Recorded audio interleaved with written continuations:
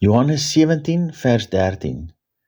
Maar nou kom ek na u toe, en ek spreek hierdie dinge in die wêreld, sodat hulle my blydskap volkome in hulle kan hê.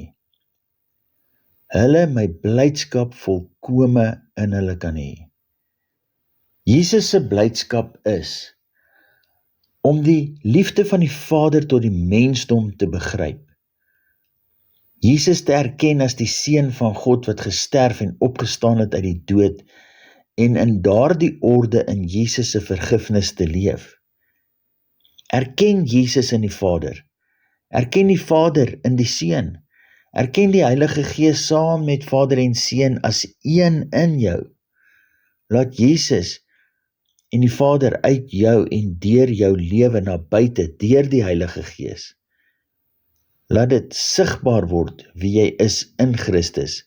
Verheug jou in Jesus en sy wonderdade.